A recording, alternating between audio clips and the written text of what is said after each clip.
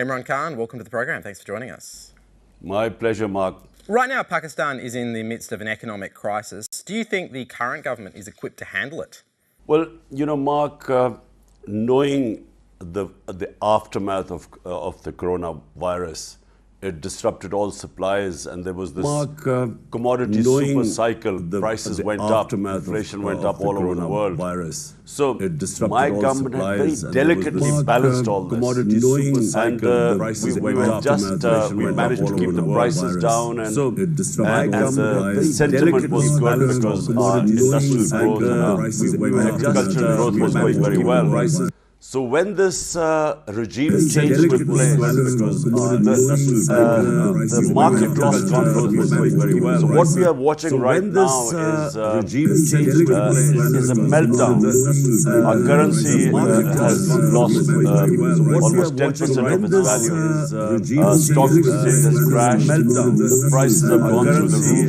Inflation is now about 30%. So the country is facing challenges right now. You've led several protests over the past few weeks. What exactly are you trying to achieve? Are you not concerned that the protests will add to a sense of chaos? Well, the chaos was when, Mark, this what we call the US-backed regime change took place in Pakistan. And so my government was replaced by a government, 60% of the cabinet is on bail. These two families have been ruling Pakistan for 30 years. So my government was the first time we replaced this two-party system and we came into power. Now, the parties that were fighting, contesting against each other, both have joined hands and are in government. But they're facing massive corruption cases. And so what has happened is that these people have come into power. Rather than having a roadmap to fix the economy, all they're doing is trying to get rid of their corruption cases of billions of rupees. So they are completely incapable of handling it. All we want is, we just want elections. We want free and fair elections so that let the people of Pakistan decide who should run the country rather than a US-backed regime change. You have repeatedly claimed the US backed your removal from office. What evidence do you have of that? Well, yes. On 7th of March, the US Under-Secretary of State, Donald Lu, he meets our ambassador in Washington and actually threatens him that unless Imran Khan, is removed through a vote of no confidence, there'll be consequences for Pakistan. And if I'm removed, then all will be forgiven. Now, this is this American official threatening our ambassador. An ambassador in an official meeting. Minutes were taken. He sends this cipher, which I see, this coded message, which I see. I place it in front of the cabinet and in front of the National Security Council, which then decides to send a démarche to the US, protest to the US for this blatant interference in our affairs. And the President of Pakistan has sent it to the Chief Justice of Supreme Court to hold an inquiry, because on 7th this cipher comes, this threat. On 8th, the no confidence motion is tabled against me. And then suddenly, our allies and 20 of our members of my party start jump ship. So, and then we have evidence that the American embassy was meeting some of these disgruntled members of my party even before this no confidence motion was tabled. So all we want is an inquiry into this, because we feel there is blatant evidence of regime change. Actually, also in the cipher, the US Undersecretary tells our ambassador that my trip, the Prime Minister's trip then to Russia, they were disapproved of, and I think that became the bone of contention, which is why this regime change conspiracy took place. The State Department have denied they pushed for regime change. If what you're saying is true, why would they have denied it? Well, I think it'll be extremely embarrassing. the State Department clearly, or this Undersecretary, Donald Lu, clearly did not think this would become public. Because, look, he threatens the ambassador, and now we have the official communique, which is the cipher. And the big question is, who is he sending this message to? Because I was the Prime Minister, I'm the Chief Executive, I had the Foreign Office, so who was this ambassador being, what message was being conveyed? So that's number one. And I would imagine that they would be very embarrassed. Because in US, if people find out, I mean, general public finds out, that this is we are the 5th most populous country in the world. And if this is how a US official deals with Pakistan ambassador in an official communique. So I think that I would expect them to deny it. But we have the communique, we know the dates, we know there were note takers on both sides. Elections are scheduled for next year, so if you are so confident of your support for re-election, why not just wait for those elections? Because Mark, this is insulting for a country of 220 million people, that an elected Prime Minister is removed by this conspiracy. And we know what the conspiracy was. Let me just say, Pakistan is not the first country where the regime change by the US has taken place. We know in Central America, or South America, regimes were changed. We know in Chile this happened. In Iran in 1950s, we know exactly the similar sort of regime change took place in Iran in 1950 when Prime Minister Mossadegh was removed. All the same things happened. The money was spent on media, which then vilified the Prime Minister. Then the opposition was doing demonstrations against him. And then his own members of his parties were bought. And so, and that's how they toppled him. Exactly the same pattern took place here. No Pakistani Prime Minister has ever finished a term in office. And I'm curious as to why that is and why the role of the military is so significant. Well, let me just, so in the last 62 Pakistani Prime years, Minister has ever finished a term in half office. the time we have been ruled by military. I'm curious as to why that is and why the role and half of the the military time by is so these two significant. families.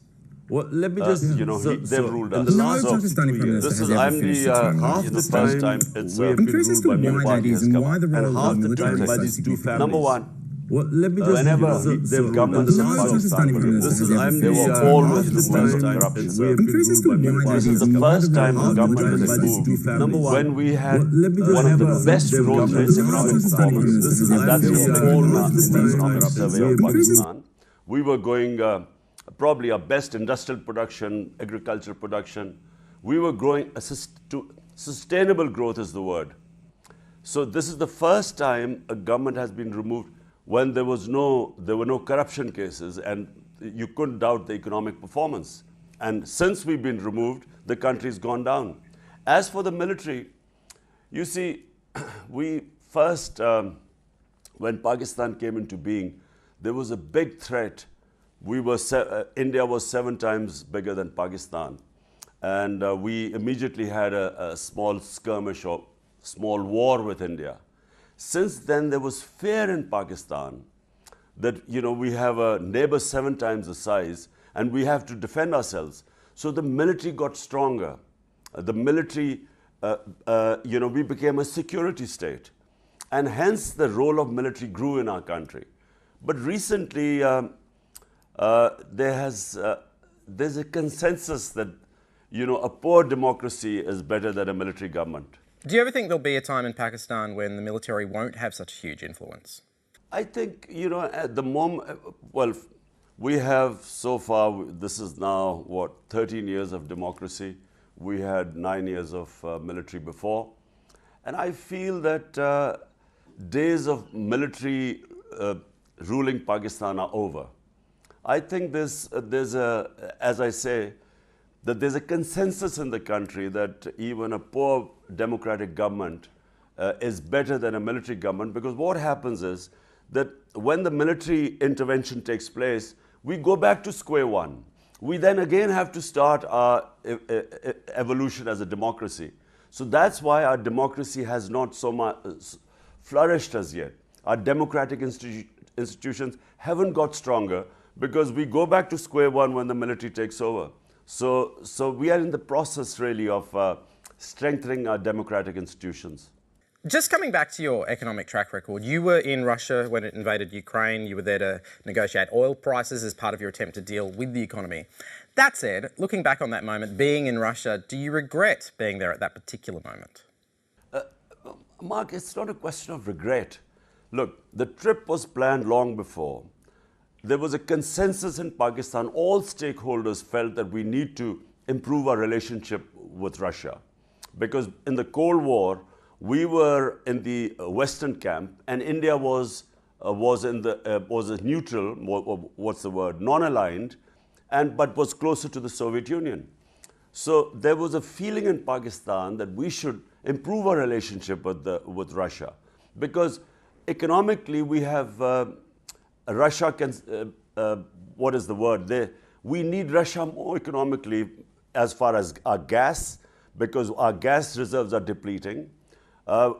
Secondly, we need wheat because we have a growing population, and we had some 2 million tons of wheat shortage in Pakistan. And then the military needed hardware from Russia, and now we needed oil from them because Russian oil, we were going to get 30% discount from Russia to buy oil. So that was the primary need for us.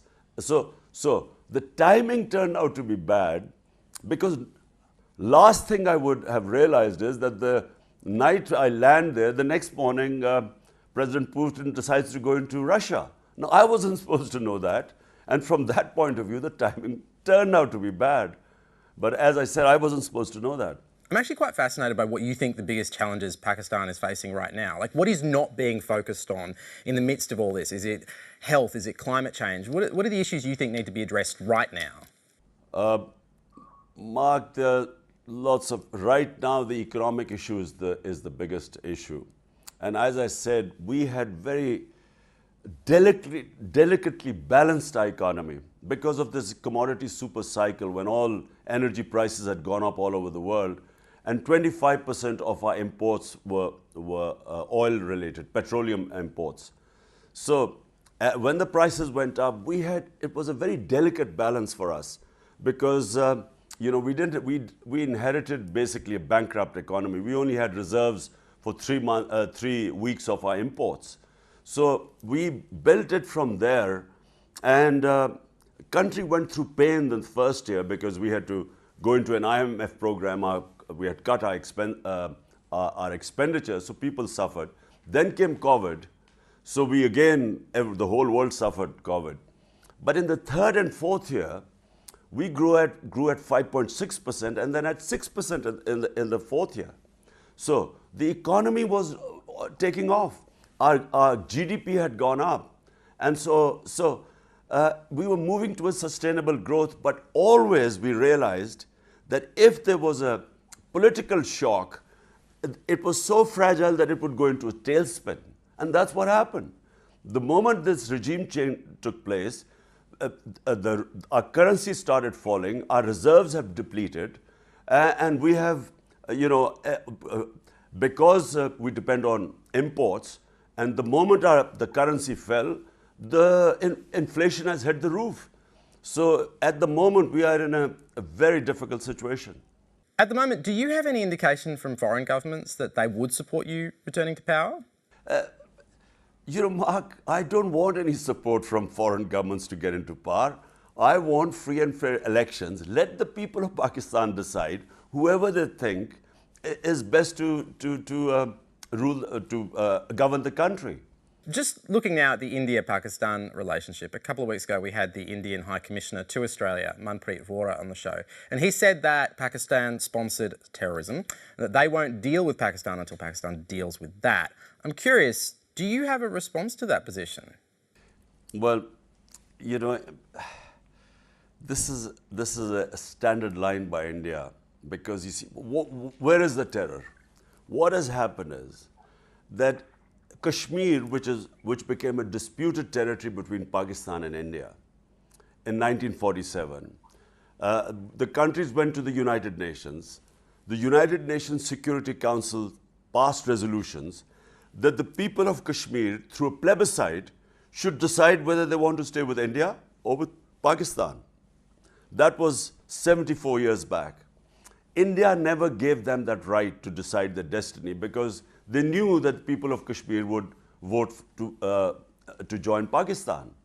Since then, this area has become trouble because within Kashmir there has been a movement, for independence.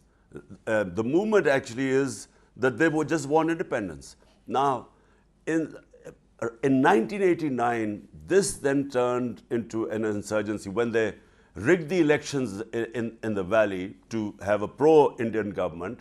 There was a popular uprising. Since then, 100,000 Kashmiris have died.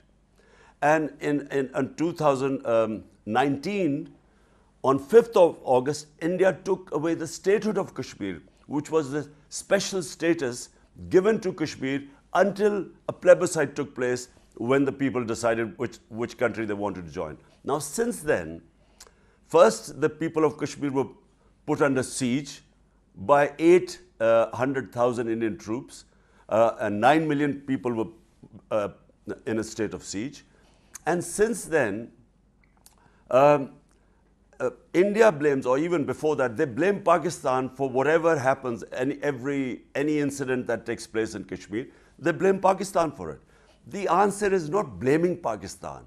The answer is to give the people of Kashmiris the right that was guaranteed to them by the international community, let them decide their own future.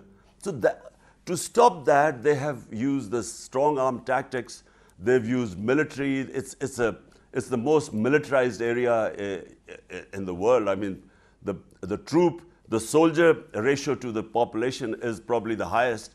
So India keeps blaming Pakistan for what happens in Kashmir. We believe that it is an indigenous movement, and if they were given their right, this whole thing would pacify, the area would become pacified. There are many people that regard the Taliban as a terrorist organisation, and you've been accused of cultivating a friendly relationship with them. In fact, there's actually a nickname for you, which is Taliban Khan. I mean, what is your response to people that say you have too close a relationship with a terrorist group? First of all, let me just correct something. Taliban were never terrorists.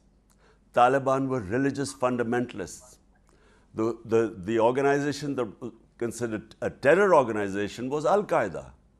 Now, Taliban came into being in 1996. I mean, I'm just giving people a history so that they know what this Taliban is all about.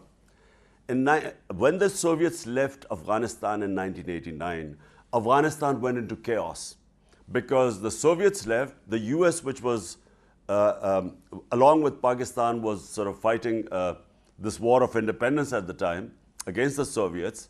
The US packed up and left. Afghanistan went into chaos. The Mujahideen groups who were fighting the Soviets then carved out Afghanistan. There were warlords, they had influence in different areas. 200,000 people in Afghanistan died in the civil war that followed.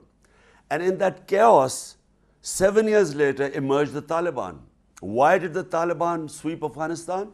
Because they gave a chaotic Afghanistan a sense of rule of law. They established a rule of law. They brought peace to Afghanistan. Now, they were fundamentalists. They were religious fundamentalists, not terrorists. Now, when the US replaced Taliban in 2001, the regime change took place. I was one of those people who knew the history of Afghanistan, along with all those people who knew, who understood Afghanistan, the character of the people. We kept saying that there was not going to be a military solution. People of Afghanistan never accept outside interference. The British had experienced this in the 19th century. The Soviets, in the 20th century, all had failed to control Afghanistan, an outside force, because this is their history. They are the most independent-minded people. So I kept saying that there was not going to be a military solution, and there wasn't. Anyone who opposed this military solution became pro-Taliban. So because people didn't understand the situation. They do not understand the character of the Afghan people. So in the end, when people like us were proved right, somehow we were made to be sort of friendly with Taliban or sympathetic with them. People like us are sympathetic with the people of Afghanistan. Afghanistan has suffered 40 years of strife. If any nation needs peace, it's Afghanistan. So all of us who stood for peace in Afghanistan did not mean that they were affiliated to Taliban. The military was never going to be a solution. And right now, you have Taliban as a reality. The world should work with them because there is no other reality in Afghanistan now. And in my opinion, the more you engage with them, the more you will bring them into the mainstream of the world. Do you believe that Pakistan today supports terrorist groups? Look, Mark, how did we end up in this position? In the 80s, when the Soviets had invaded Afghanistan, Pakistan became a frontline state. All the Western countries, specifically the US, helped Pakistan, and we trained these Mujahideen groups, the ones who were freedom fighters in Afghanistan. They were trained along the border on the Pakistan side of the border of Afghanistan. They were trained to go and do guerrilla activities. They were called heroes, ones who do jihad, freedom fighters. Come 2001, the US invades Afghanistan now. Now, these people who were trained to do jihad or freedom struggle or who were guerrillas, Pakistan now tells them that, look, this is because the good guys have come to Afghanistan, which is the US, it is no longer jihad. If you fight them, it's terrorism. So guess what happened? They turned against Pakistan. These groups, which were trained to, were indoctrinated that fighting a foreign invader was jihad and you were heroes, suddenly we are telling them that they're terrorists, and Pakistan joined the US war on terror. So these people turned against us, and Pakistan lost 80,000 people for joining the war, the US war on terror. We had 3.5 million people internally displaced. We had over $100 billion lost to the economy. The US ally, Pakistan was an ally, conducted 400 drone attacks into Pakistan. So Pakistan was the country that suffered the most joining the US war on terror. And we became the collateral damage of the US war in Afghanistan. So not only did we suffer, because these groups turned against us, suddenly they became terrorists. So we then became a country that had terrorist groups. But these people were heroes when they were fighting the Soviets. Okay, so do you believe then that the Taliban are the right people to be governing Afghanistan? Mark, this is not the question right now. Question is, have we any choices? Is there another group that can manage Afghanistan? The US-backed government of Ashraf Ghani, I mean, they had all the resources in the world. They had US aid coming in. There was 300,000 army in Afghanistan trained by the US with the latest equipment, the best armed army. And what happened in the end? 70,000 armed, lightly armed militia. These 300,000 troops surrendered to them. And why did they surrender? Because the people of the country of Afghanistan supported the Taliban. Why did they support them? They didn't think of them as Taliban. They thought of them as freedom fighters. And they thought of the puppet government, the US-backed puppet government, was isolated. Which is why 300,000 troops surrendered without a fight. Because the population, army cannot go against a population. So the population had moved on. Why? Because the Ghani government was considered extremely corrupt, isolated. They did not deliver to the people. In the rural areas, people's lives didn't change at all. It was only in the urban areas, which were only 3 or 4 cities. So therefore, my answer to your question is, let the people of Afghanistan decide who they want. And I feel that the people of Afghanistan are strong enough, Eventually, they will assert their rights. The women in Afghanistan will assert their rights. But never has it happened that some outsider can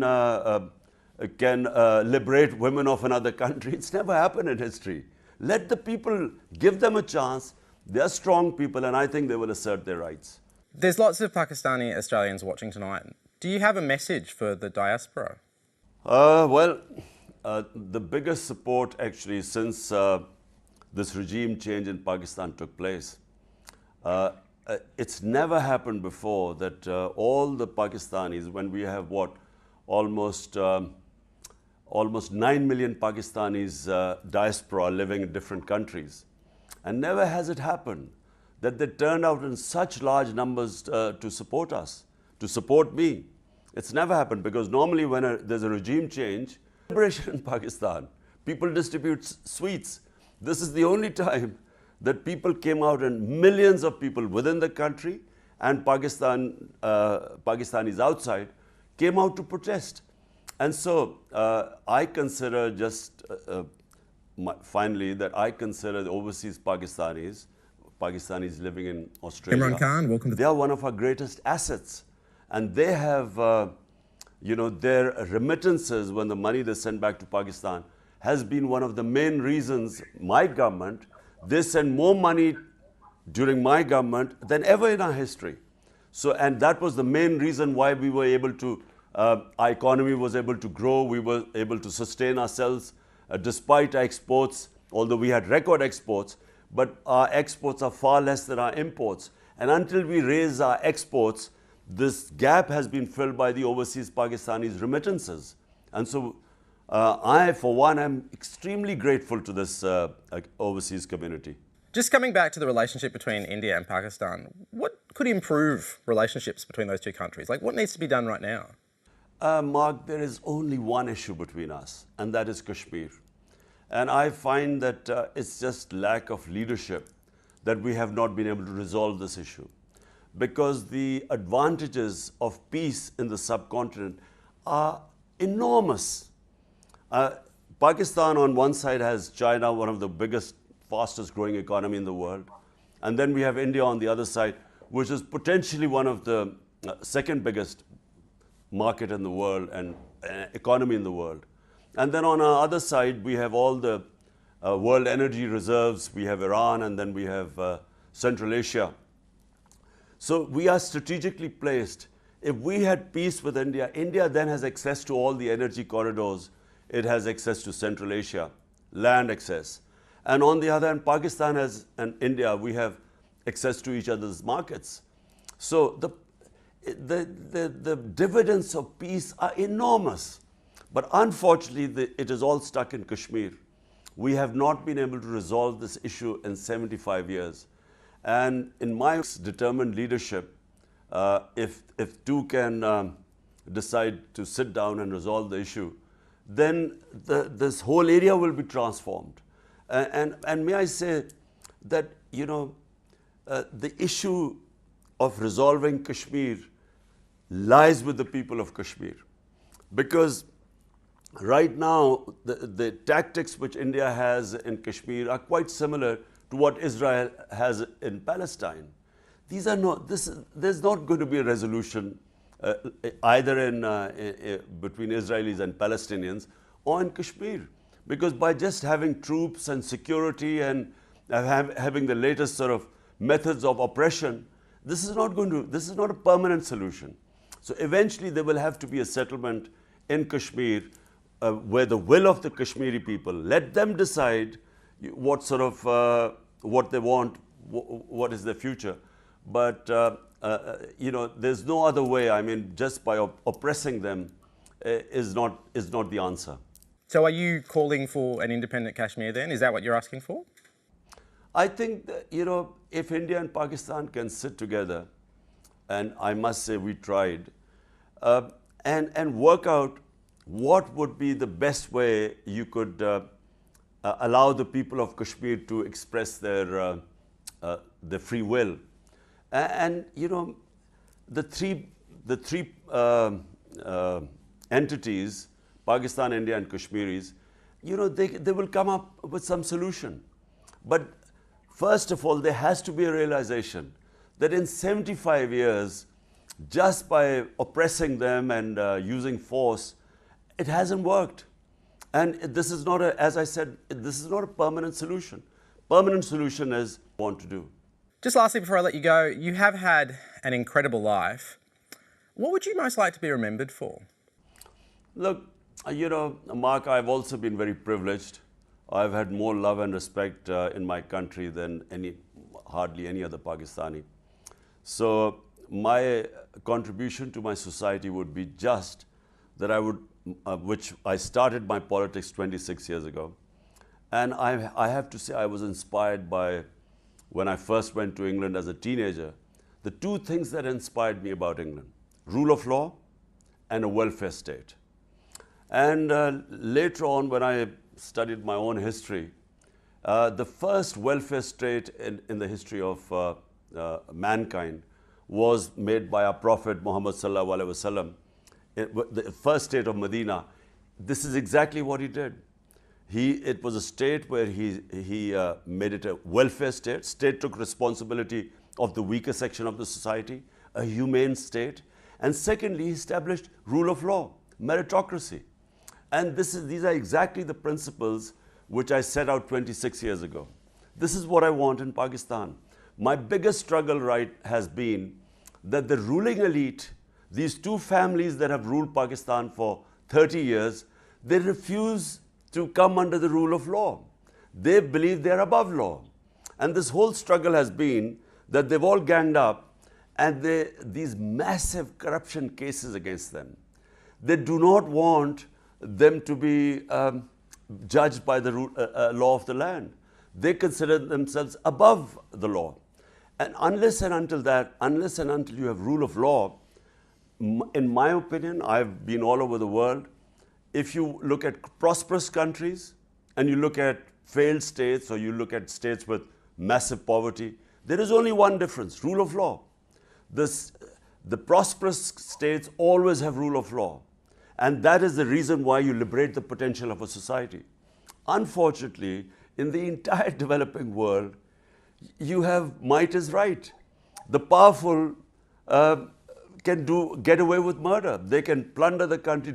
This justice system cannot bring them under the law. And that's why there's this huge transfer of wealth. Every year, according to the United Nations Secretary General's panel called FACT-I panel, it estimates every year $1.7 trillion are illegally transferred by their corrupt ruling elites, transferred from these poor countries into rich countries, offshore accounts, big palatial places in London and Western capitals. And this is why the rich are getting richer, poor are getting poorer. So the big difference is rule of law. And that's really my mission. Imran Khan, thank you so much for joining us on India Now. Pleasure, Mark.